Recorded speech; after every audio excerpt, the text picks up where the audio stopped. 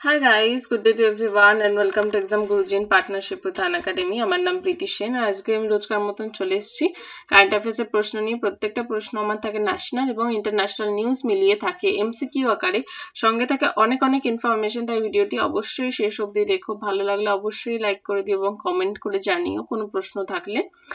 আর হচ্ছে কি বন্ধুদের সাথে শেয়ার করতে ভুলো না। আর আমাদের চ্যানেলে যদি নতুন হয়ে থাকো এক্সাম গুরুজিতে অবশ্যই সাবস্ক্রাইব করে নিও, সঙ্গে বেল আইকন থাকে সেটাকেও ক্লিক করে দিও, তাহলে ইনস্ট্যান্টলি নোটিফাইড হয়ে যাবে, ইনস্ট্যান্টলি তোমরা জয়েন করতে পারবে। প্রত্যেকটি প্রশ্ন কিন্তু স্টেট গভর্নমেন্ট সেন্ট্রাল গভর্নমেন্টের সমস্ত এক্সামের জন্য খুবই গুরুত্বপূর্ণ। তাই জন্য অবশ্যই ভিডিওটা দেখো। প্রত্যেকদিন এই 10 মিনিটের ভিডিওটা দেখলেই তোমাদের কারেন্ট অ্যাফেয়ার্স কভার হয়ে যাবে, এইটুকুনি আশা করি।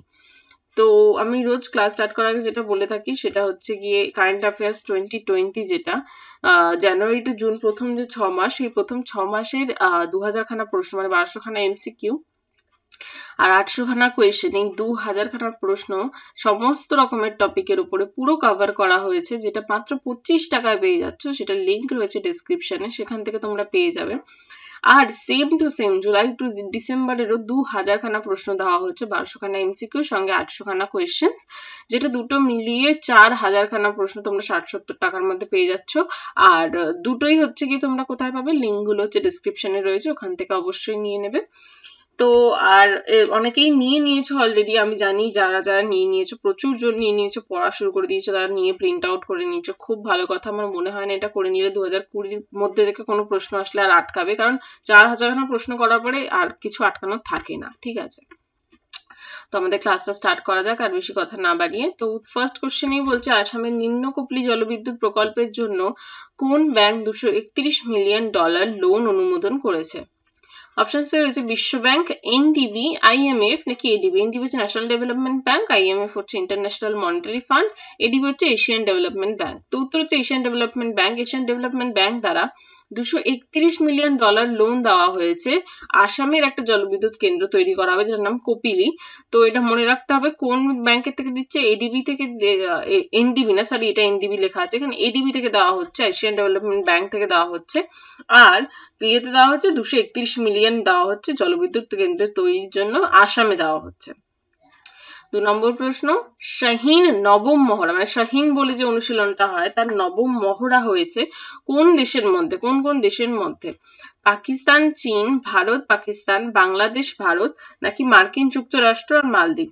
উত্তর হচ্ছে পাকিস্তান এবং চীন, এই দুটোর মধ্যে হয়েছে মহড়াটা। এটি পাকিস্তানের বিমান বাহিনী এবং পিপলস লিবারেশন আর্মি এয়ারফোর্স, যেটা চীন, তাদের মধ্যে 2011 সাল থেকে এই শাহীন বলে যে মহড়াটা স্টার্ট হয়েছে, যেটা নবমতম সংস্করণ হয়েছে আমাদের 2020-তে। স্বাভাবিক 2011-তে যদি শুরু হয় তাহলে 2020-তে কি নবম মহড়া হবে। নামটা মনে রাখতে হবে, শাহীন। অনুশীলনটার নাম কি? শাহীন।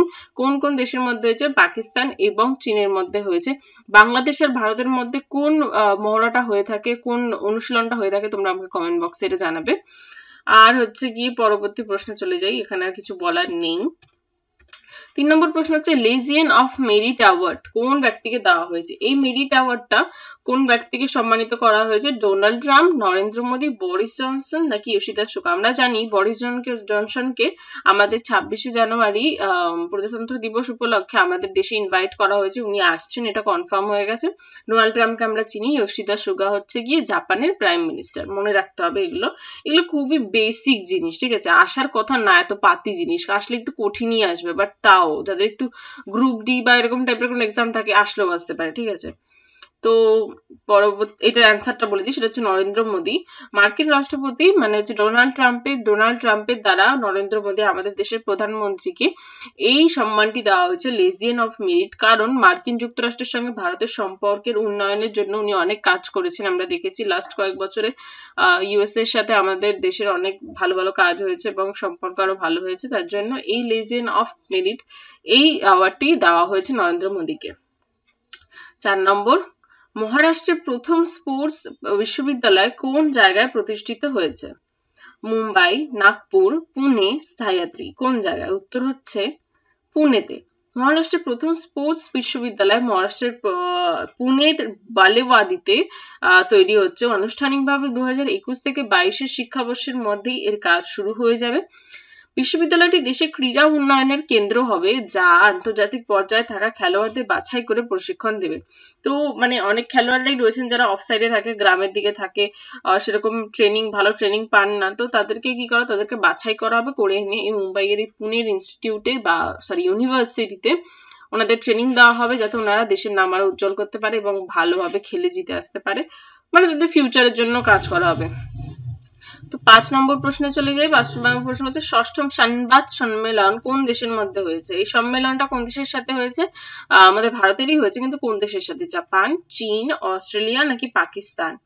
উত্তর হচ্ছে জাপান। ইন্দো জাপান সংবাদ বুদ্ধের বার্তা, মানে বুদ্ধদেবের কথা বলা হচ্ছে, গৌতম বুদ্ধ, তো বার্তা ভারত থেকে বিশ্ব জুড়ে ছড়িয়ে পড়বে বলে জানিয়েছেন প্রধানমন্ত্রী, এবং প্রধানমন্ত্রী জানিয়েছেন সনাতন বৌদ্ধ সাহিত্য ও ধর্মগ্রন্থের একটি গ্রন্থাগার তৈরির একটা প্রস্তাব দিয়েছে। মানে বৌদ্ধ সাহিত্য নিয়ে যত বই আছে, ধর্মগ্রন্থ রয়েছে, সমস্ত কিছু মিলিয়ে একটা গ্রন্থাগার তৈরি করা হবে, এটা প্রধানমন্ত্রী মোদী জানিয়েছেন এই সংবাদ সম্মেলন। আর সংবাদ সম্মেলনটা পুরোটাই এই বৌদ্ধ ধর্ম রিলেটেডই ছিল, ঠিক আছে। তো পরবর্তী প্রশ্ন, 2020 সালে বিশ্ব ব্যাংক ব্যবসার ক্ষেত্রে ভারতের নম্বর কত ছিল?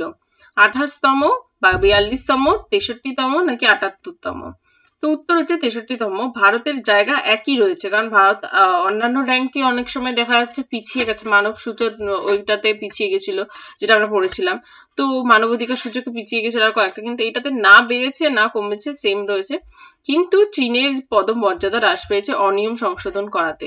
তো মনে রাখতে হবে, এটা জাস্ট এক্সট্রা ইনফরমেশন, চীনের নাম্বারটা আরো র্যাঙ্ক কমে গেছে, কিন্তু ভারতের জায়গা যা ছিল আগে তাই আছে সেম। আমরা দেখে নেব আনএকাডেমি প্লাস কেন আমাদের জয়েন করা উচিত।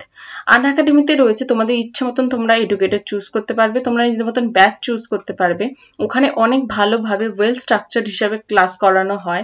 এছাড়া আমরা দেখিনি, আগে আমরা এইভাবে ক্লাস করতাম ক্লাসরুমে গিয়ে, এবং এখন আমরা আনএকাডেমির সাহায্যে এইভাবে অনলাইনে ক্লাস করতে পাচ্ছি আরো অনেক অনেক ফিচার্স, যেমন হচ্ছে ওয়ার্ল্ড ক্লাস টেকনোলজি রয়েছে, পোলস রয়েছে, চ্যাট সেকশন রয়েছে, যেটাকে আরো আকর্ষণীয় করে তোলে। তোমরা লিডার বোর্ড পাবে, সেখানে তোমরা সেলফ অ্যানালাইসিস করতে পারবে। এছাড়াও রয়েছে কুইজ রয়েছে, ডাউট ক্লিয়ারিং সেশন রয়েছে, এবং রয়েছে আরো অনেক মক টেস্ট দিতে পারবে তোমরা প্লাস সাবস্ক্রিপশন নিয়ে নিলে। স্যারেরা এইভাবে এখন পড়ান, এবং স্যারদের সাথে তোমরা চ্যাট করতে পারবে। আর তার থেকেও বড় কথা, তোমরা স্যারদেরকে মেসেজ করে, তোমাদের স্যার হোক বা ম্যাডাম হোক, যেখানে কাছে মেসেজ করে তোমরা নিজেদের ডাউট ক্লিয়ার করতে পারবে, কোনো অসুবিধা হলে তাদেরকে পাবে সাহায্যে। অনেক বড় বড় টিচার্সরা রয়েছেন, যেমন কোয়ান্টিটিভ অ্যাপটিটিউডের জন্য রয়েছেন অরিজিৎ মাইতি, রাজকুমার সাহা রয়েছেন, আবার এখানে রয়েছেন রিজনিং এর জন্য সৌভিক দাস, নিলয় পাল, এরকম আরো সাবজেক্ট রয়েছে, যেমন ফিজিক্স, কেমিস্ট্রি রয়েছে, বায়োলজি রয়েছে, হিস্ট্রি রয়েছে, জিওগ্রাফি রয়েছে, পলিটি, ইংলিশ, তারপরে রয়েছে বেঙ্গলি, কারেন্ট অ্যাফেয়ার্স রয়েছে, কিন্তু ইকোনমিক্স রয়েছে, অ্যানথ্রোপোলজি, সোশিওলজি, আরো সাবজেক্ট যা রয়েছে সেটা psychology, history, political science, physics, chemistry, geography, মানে তোমরা কোন সাবজেক্ট পাচ্ছ না, ওখানে খুব ভালোভাবে কোর্স করানো হয়, এবং তাই জন্য তোমাদেরকে খুব জলদি কোর্সটা নিয়ে নিতে হবে। আর যদি ক্লিয়ার করতে চাও WBCS, WB TET, PSC, West Bengal police, clerkship, যে কোনো এক্সাম যদি পাস করতে চাও, অবশ্যই এই কোর্সটা নিয়ে নিও। আর এখানে রয়েছে তোমাদের ফি স্ট্রাকচার রয়েছে, এখানে বিভিন্ন মান্থসের জন্য, ইয়ারের জন্য বিভিন্ন রকমের রয়েছে। তোমরা ইজি লাইভ যদি ইউজ করো তাহলে পেয়ে যাচ্ছ 10%। অবশ্যই মনে রাখবে ইজি লাইভ কোডটা কিন্তু ইউজ করতেই হবে, তাই জন্য। আর এখন তোমরা EMI এর মাধ্যমেও কিন্তু তোমরা পে করতে পারবে, তাই অবশ্যই আনএকাডেমি নিয়ে নাও আর এক্সাম ক্র্যাক করে ফেলো। তাছাড়াও একটা জিনিস তোমাদেরকে জানতে হবে, এখন ফ্রি ক্লাসেস করার জন্য কিন্তু আনএকাডেমিতে কোড লাগছে, তাই যখনই তোমরা কোনো আনএকাডেমিতে ফ্রি ক্লাসেস করতে যাবে, তখন অবশ্যই একটা কোড ইউজ করবে, EG লাইভ। এই কোডটি ইউজ করলে তোমরা ফ্রি ক্লাসেস গুলো করতে পারবে, তাই জন্য দেরি না করে আনএকাডেমির প্লাস সাবস্ক্রিপশন অবশ্যই নিয়ে নাও। Thank you. 7 নম্বর প্রশ্ন, সিগেলা বা সিজেল্লা এই একটা ব্যাকটেরিয়ার নাম, যেটা মানে যে যেরকম উচ্চারণ করতে চাইবে, যার জন্য আমি পাশে ইংলিশটাও দিয়ে দিচ্ছি, SHIGELLA। তো সিগেল্লা বলো, সিজেল্লা বলো, হোয়াট এভার ইউ ওয়ান্ট। তো সংক্রমণের ঘটনাগুলি ভারতের কোন রাজ্যে পাওয়া গেছে? কেরালাতে, বিহারে, গুজরাটে নাকি আসামে? উত্তর হচ্ছে এটা পাওয়া গেছে কেরালাতে। সিগেলোসিয়াস আর সিগেলা আক্রমণ, সিগেলা হিসেবে পরিচিত ব্যাকটেরিয়ার একটি জেনাস, ঠিক আছে। এইটি অন্ত্রে সংক্রমণ করে। এই যে সিগেলা বলে ব্যাকটেরিয়াটা বা সিগেলোসিস বলে যে রোগটা, সেটা অন্ত্রে আমাদের মানুষের আক্রমণ করে। কিন্তু এটা কিভাবে ছড়ায় আমরা জানি, নানান রকম পদ্ধতি আছে। এটা এয়ারবর্ন হবে না, মানে নিঃশ্বাসের মাধ্যমে, ওরকম মাস্ক পরে কোনো লাভ নেই, ওইসবের ছাড়াবে না। এটা একমাত্র মুখের মাধ্যমে যেতে পারে, যদি আমরা সোয়ালো করি। সোয়ালো মানে আমরা যদি এটাকে কি বলে, গ্রাস করি, বাংলায় যেটাকে গ্রাস করা বলে। তো আমরা যেটাকে গ্রাস করি খাদ্যের মাধ্যমে, কোনো কিছুর মাধ্যমে বা জলের মাধ্যমে, যদি পেট অব্দি যায়, অন্ত্র মানে কি, অন্ত্র অব্দি যদি যায়, তবে এটা অ্যাটাক করছে, না হলে করছে না। তো এইভাবেই ব্যক্তি থেকে ব্যক্তিতে ছড়াতে পারে, ঠিক আছে। তো 8 নম্বর প্রশ্নে চলে যাই। কোন ব্যাংক পেনশন পরিষেবার জন্য ভারতীয় সেনাবাহিনীর সাথে সমঝোতা স্মারক স্বাক্ষর করেছে? সমঝোতা স্মারক মানে হচ্ছে মেমোরেন্ডাম অফ আন্ডারস্ট্যান্ডিং, যেটাকে MOU বলা হয়, ঠিক আছে। তো অপশনসে রয়েছে SBL, bank of Baroda, HDFC না PNB। কোন ব্যাংক করেছে? করেছে ব্যাংক অফ বরোদা। নতুন মিলিটারিদের বেতন প্যাকেজের জন্য প্রতিরক্ষা বাহিনীর সাথে সমঝোতা স্মারক মানে MOU করে স্বাক্ষর করেছে bank of Baroda. Bank of বরোদার নির্বাহী পরিচালক কে রয়েছেন? বিক্রমাদিত্য সিং রয়েছে, নামটা মনে রাখতে হবে। এবং ব্যাংক অফ বরোদা সেনাবাহিনী ও অবসরপ্রাপ্ত সেনা কর্মীদের ব্যাংকিং পরিষেবা প্রদান করবে এবং তার ভিত্তিতে সমঝোতা স্মারকটি দেয়। এই যে মানে MOU যেটা করা হয়েছে, এটার মেন টপিকই ছিল এটা, মিলিটারিদেরকে নতুন একটা প্যাকেজ দেওয়া হবে, আর হচ্ছে গিয়ে যত অবসরপ্রাপ্ত সেনা রয়েছেন বা এখনো সেনাবাহিনীরা কাজ করছেন তাদের জন্য এই কাজটা করা হবে। কোন ব্যাংক করেছে? ব্যাংক অফ বরোদা করেছে। কাদের সাথে করেছে এটা? এটা হচ্ছে গিয়ে সেনাবাহিনীদের সাথে করা হয়েছে। পরবর্তী প্রশ্ন বলছে কি, কোন রাজ্য ভারতের চিতা রাজ্যে পরিণত হয়েছে? ঠিক আছে। তো MP, UP, বিহার না মণিপুর? কোন রাজ্য হয়েছে? MP হয়েছে। টাইগার স্টেট সম্মানের পর, মানে অলরেডি MP কে টাইগার স্টেট বলা, তো সবথেকে বেশি টাইগার আছে তাই জন্য। তো মধ্যপ্রদেশ এখন চিতা রাজ্য হয়ে গেছে, বা চিতা যেটাকে তোমরা বলতে পারো। তো হচ্ছে কি এই হিসাবে সম্মানিত করা হয়েছে। তো কি বলেছে যে লাস্ট 4 বছরে 90% সংখ্যা বৃদ্ধি পেয়েছে চিতার, যার জন্য MP কে বলা হয়েছে চিতা রাজ্য, ঠিক আছে। 10 নম্বর প্রশ্নে চলে যাই।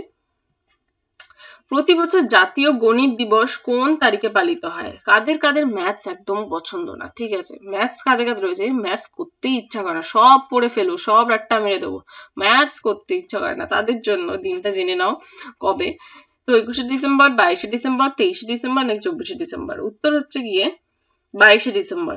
22শে ডিসেম্বর শ্রীনিবাস রামানুজনের জন্মবার্ষিকী জাতীয় গণিত দিবস হিসাবে উদযাপিত হয়, ঠিক আছে। শ্রীনিবাস রামানুজন যিনি ছিলেন, তার জন্মবার্ষিকী উপলক্ষে 22শে ডিসেম্বরে জাতীয় গণিত দিবস পালন করা হয়। এতগুলো পয়েন্ট মনে রাখতে হবে। তিনি কেন এত বিখ্যাত হয়েছেন? তিনি পাইয়ের যে অঙ্ক, আমরা যেটা পাই করি, তো 22/7 সেটা আমরা যেটা করে থাকি, সেটা দিয়ে যত ম্যাথস করে থাকি, তো সেইটার গণনার জন্য সমস্ত যে বিভিন্ন সূত্রগুলো ছিল তিনি শ্রীনিবাস রামানুজন দিয়েছে।